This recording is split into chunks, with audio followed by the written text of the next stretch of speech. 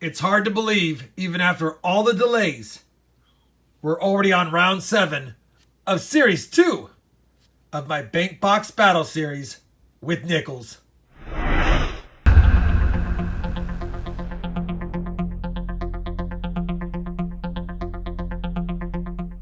What's up, Rob's Mob? We have a nickel hunt today, Battle Bank Series style, round 7 with Nickels. I cannot wait to get into these boxes, specifically this B of A box, because they almost told me they couldn't get me a box because they had one box left, but then one of the tellers said she just cracked open a box and filled up her drawer, so they're good to go for a few days, and they went to the vault and grabbed me this oldie. Of course, you know I had to pop the top and take a look. I didn't see anything off the bat, but the box looks old. It's definitely been hit against from other boxes. Hopefully, we find some goodies in there. Hopefully, B of A, who's actually dead last on Nickels at 29, almost 30 points, can do some catch up. Because Wells Fargo has taken 4 of the 6 rounds, and Chase has taken the other 2. Figured we'd go in reverse order like I like to do. Kick it off with B of A first, move on to Chase, who's in second, and finish last with our bread and butter bank, Wells Fargo. I score points, open up the boxes, and we find out which bank produces the best. We're only through 6 rounds. It's still anyone's game. I'll tell you though, if B of A doesn't get to moving, they're not going to win the round, let alone maybe even come in second. We're ready to crack open some rolls. Let me kick it off with B of A, and I'll loop you in if we find something worth showing. Roll number 4 of the B of A box. We've already pulled a 53S out, pretty nice. And we've got a 1949 nickel here. And as you know, we're hoping for that 1949S semi-key date. We'll take any 49 though. It's a Philadelphia mint. It's got interesting toning on it, almost like it was inside of an album for a while, just the way that it looks. Either way, I'll take it. 1949 on the board with the 53S. Not a bad start. Roll 25. Halfway point of the box. I'm super excited because I see a 1941, and as I go to pull it, there's another 40s right behind it, okay? 1949. So I do what I always do, and I flatten the roll down, and look what I see back there. And a 56. So let's go ahead and do this one at a time. We've got a 1941 Denver. I saw that one right away. Then I noticed there was a 49 right behind it. So that's a 49 Philadelphia as well. We've already found one of those. Let's grab this 56 out of here really quick. That's a Denver. I think we've already got a 56 Denver up here. And now let's check out this Buffalo. Does that have a mint mark? I think there's a mint mark. Let's put it under the scope. It was just play on light damage. But that's not a bad Buffalo. So judging by the condition of this back, it's probably in the 30s because it's pretty nice. Let's take a look. 1935. That's a beautiful Buffalo in the box. Good date on it. Good strike on it. I'll take it all day. B of A box coming through. No silver yet, but starting to stack up the finds, including a Buffalo. Roll 30. We did it again. And that one looks even better.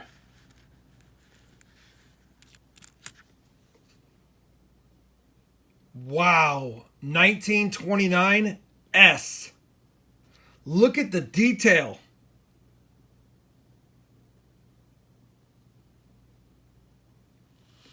$1929S with this kind of detail. I don't want to touch it too much more, guys. Let me get some gloves on. I want to take a closer look at this.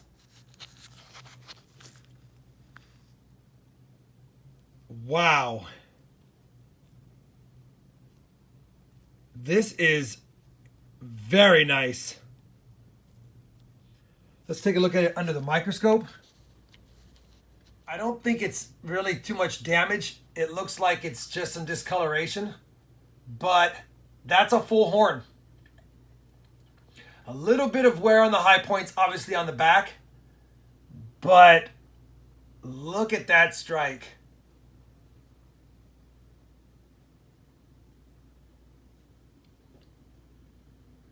Got some odd doubling, it appears,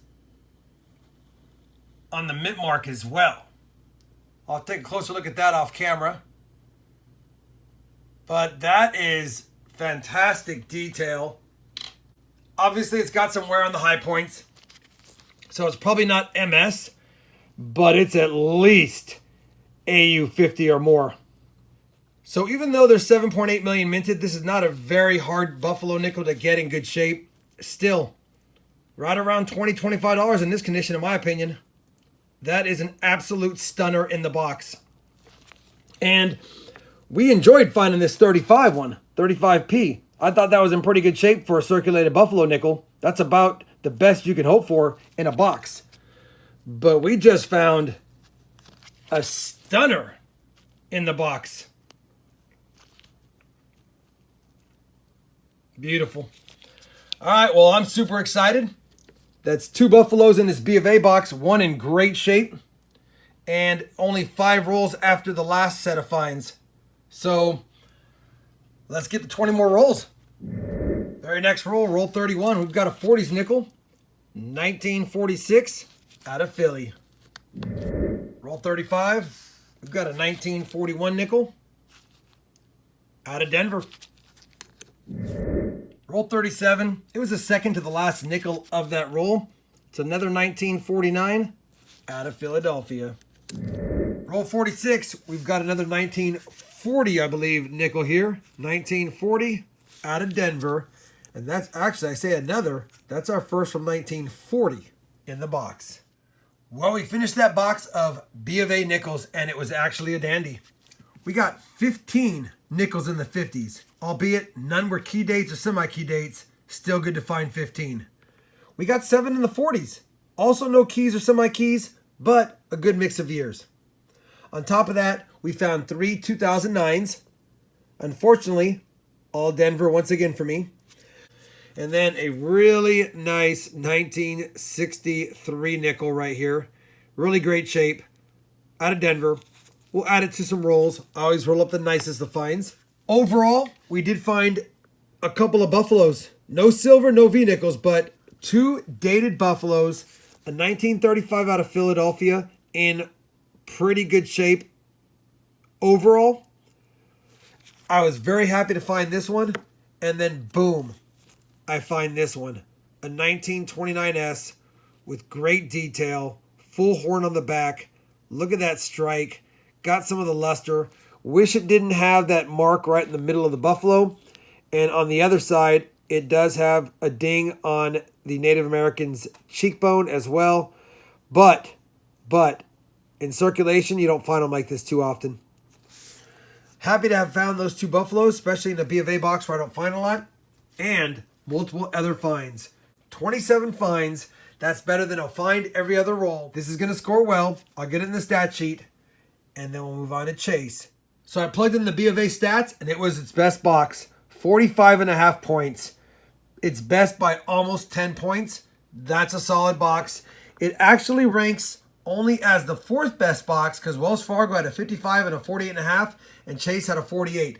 But still, 4th best box out of 19 boxes hunted is a pretty good box. How many times can I say box? You guys know what I mean. So we popped the top of the Chase box, and we could have some oldies as well. Roll number 2 of the Chase box, and we're off and running. I know it's not a great find, but I did notice as I picked it up, it is a 1949, and it's out of Philly. It's toasty, but it does count as points on the board. Roll 6, the irony. Another 1949 out of Philly. Roll 14, got a 1940 nickel, a little bit dinged up, out of Denver. Just grabbed out roll number 19. Figured I'd show it to you. We've got an ender here, and I think it's 1941. Let's see if he's got any friends. As expected, it's 1947. Not as expected, 47D. Roll 21 of the Chase box. We're going to have another 40s nickel. It's another 1941. This one out of Denver. Roll number 30 of the Chase box, and it looks like This box, which was actually giving me fines, but kind of a vanilla box, decided to go ahead and join the Buffalo action. Let's see what we got here. I think it's a 26 or a 28. We'll take a look at it in a second. I don't see a mint mark. Let's just double check the mint mark area. Yeah, no mint mark. Can we get a date on it? Man, it's got the ring of death. It was an ender at some point. Unbelievable. Not in this box. And I think, judging by the way that looks, it's probably a 1926. I think I see the top of the 6 right here. I don't think that that's an 8, but the damage is right across where it would be. So it's tough to tell, but I think it's a 1926 Philadelphia. Bummer that it has some damage. I don't know. I'm going to go with 1926. That's my best guess. That's what it looks like. Yeah. 1926 Philadelphia. Still a Buffalo in the box. We're finding a lot lately, and that makes me very happy. Very next roll, I got super excited. I'll show it to you. I already took a peek.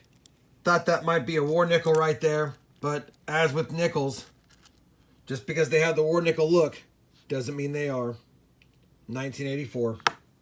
That crazy tone 1984 that I thought looked like a war nickel, I decided to look at it under the scope for funsies, and that is some serious die deterioration doubling. Look at how poor the die was when it was striking the planchet. Very, very deteriorated, and that is not double die reverse, although you could argue it looks suspicious. It really is just die deterioration doubling. That's what happens when the die starts to break down, doesn't get clean strikes, kind of has some flat edges like that. Still, fun to look at, but not worth anything extra. Because of the toning and that extra die deterioration doubling, we'll probably pull it aside as a unique find. I'm not going to score points, but I'll hold on to it. Roll 44. Finally got another 40s nickel, and it's another 1947. And this one might be an S, could be a D. I can't see it very well. 47S. We'll take it. Add it to the finds, which are stacking up. So we finished that box of Chase nickels, and it was a good box, but it's not better than the B of A for sure. We got 11 from the 50s, 6 from the 40s, no keys or semi-key dates in there at all. We did find one 2009 only, and as usual, it's a Denver mint. The find of the box, a 1926 Philadelphia minted Buffalo nickel. We've been on a run for Buffalo nickels lately, but not silver. It's getting harder for me to find some silver in my nickel boxes, maybe because I grabbed it all. Who knows? Better than average, like I said, we did find a Buffalo, still no silver.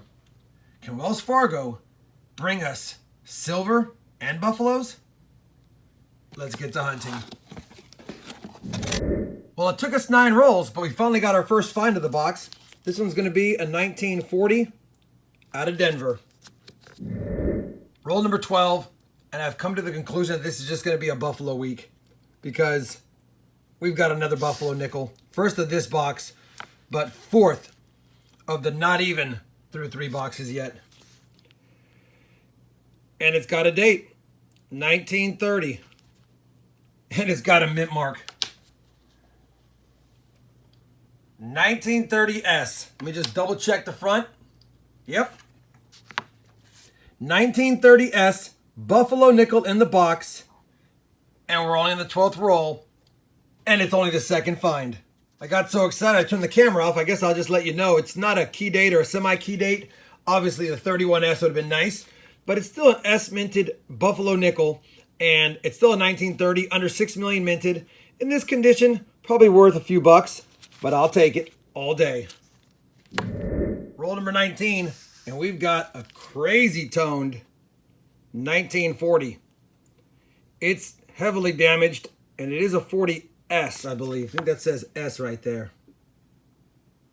Yeah, 1940S. Crazy toning. Too bad it didn't look nice as well.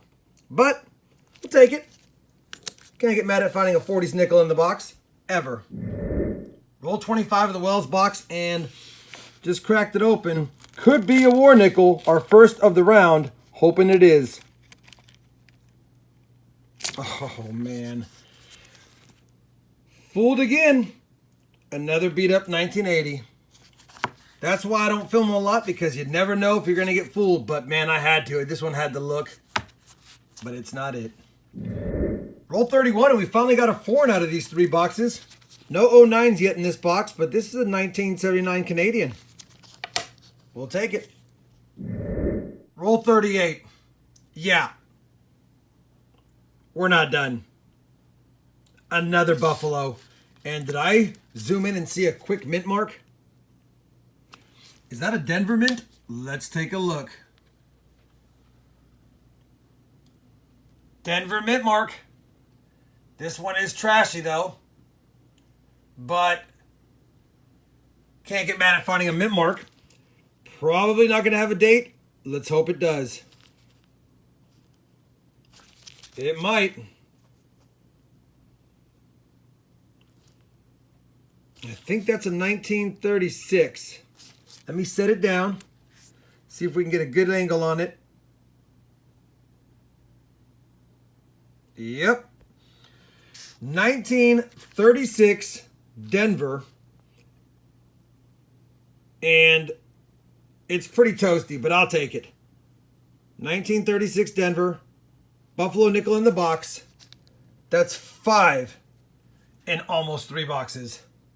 I decided to put that nickel under the scope because that didn't really look like a 6 to me. And sure enough, it's a 4. So this nickel is not a 1936D. It's a 1934D. I actually rubbed it away with my finger just a little bit to get some of the grime. And sure enough, 34D. And for those that don't know, in 1934, some of the nickels had a large mint mark. And that looks like that's the large mint mark variety versus the small. Either way, it's the same price for both. Few bucks. Legible date. And you know what I think about this? It's crazy. I found all 5 Buffalo nickels and none of them needed to be nickedated. So that's a good sign. Can we squeeze out something else? Maybe a silver or another Buffalo before the box quits? Roll 43. And this is getting ridiculous. Yet another Buffalo peeking out. Number 6 of the 3 boxes. 3rd in this box. And it might be sans mint mark on this one. Let's take a look real quick. Yeah, no mint mark on this bad boy. Worn pretty good along where the horn would be. And yet another date, and this one is a 36. 36P, scratched up, but you know what? 3 Buffaloes, 1 box, 6 over 3. Can there be another? Roll 46, and we're going to get our second foreign, and it's not Canadian this time. It's Brazilian. 5 centavos, 1996. What an odd coin. I'll take it. This is getting absolutely ridiculous. It was so slick. They slid down so fast, and boom. Another Buffalo. And this one is slick, but it is a type 2 because it has a flat mound versus a raised mound. And wouldn't you know it, I just got through saying I would not need to nicodate any. And now we need to nicodate a Buffalo. And I'll probably end up nicodating the back to see if there's going to be a mint mark, because I can't see anything. It doesn't appear like there's one, but it's just at where it would be, where it's rubbed away. So we're going to have to nicodate this guy. He's in terrible shape. This is probably going to be a teens. If I'm really lucky, it's a 13D, a 14D, or a 15S. Well, I guess 13S would be really nice too. But let's get it nicodated both sides. You've seen me do it in other videos, so I won't do it for this video, but I'm going to knock it out real quick, and I'll bring it back in once I get it done. So I pretty much called it, guys. We've done nicodate to the back and the front. I'll see if I can get an angle that you can see. It's a 1913. 1913 Buffalo nickel. And after I did the front and found out it was a 1913, I was like, please have a mint mark. So I went ahead and nicodated the backside, and sure enough, no mint mark. 1913 Philadelphia minted buffalo nickel that needed nickel in the box. In G4 condition, it'd be worth about 10 bucks, but I had to nickel it, so it's altered. Still, probably a $2 or $3 nickel at best now that we nickel it, but we know what it is, and it would have been a 50-cent nickel had I not done so.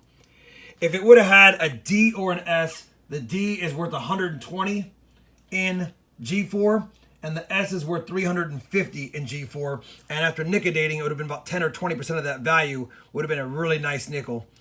I saw the 1913. I got excited, but definitely no mint mark on it. Still, 4 buffalo nickels in the box. Too bad we're at the end of the box. 7 for the hunt. Oh my goodness. Why did I not get 2 boxes from this bank? We're on roll 49. I literally just opened it and flattened it down, and I see that. While I have you here, because I see one so early, let me just make sure there's not a second one tucked in here somewhere.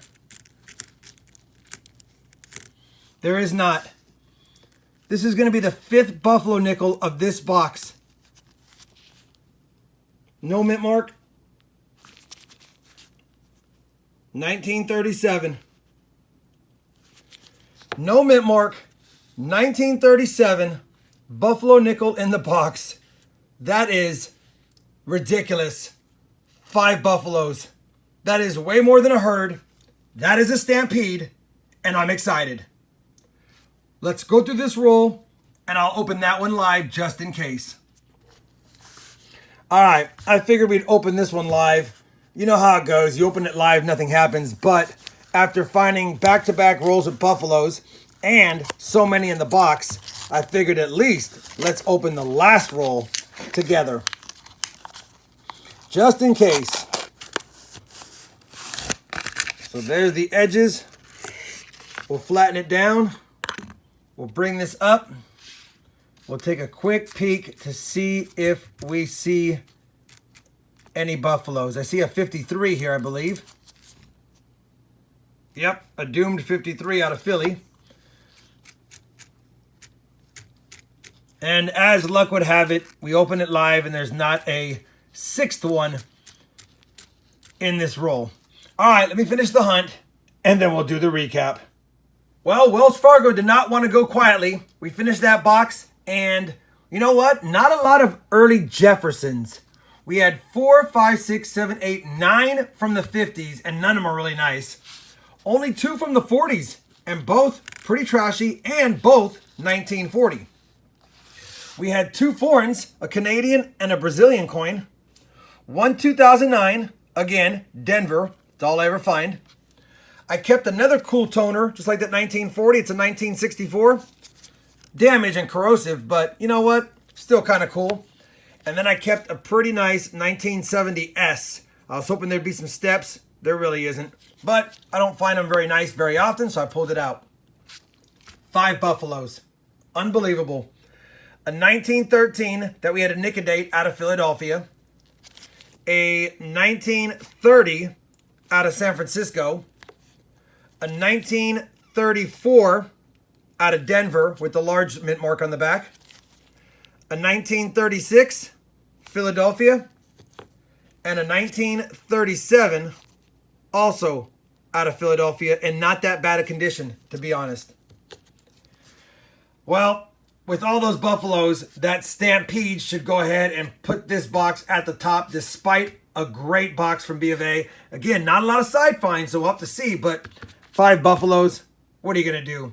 I believe that either ties or beats my record. I know I had a old Buffalo Stampede video from way back in the day, maybe a little over a year ago, but I can't remember if it was 4 or 5. I think it was 4, so I'm pretty certain this is my best box with 5 buffaloes, and I know for certain it's my best 3-box hunt with 8.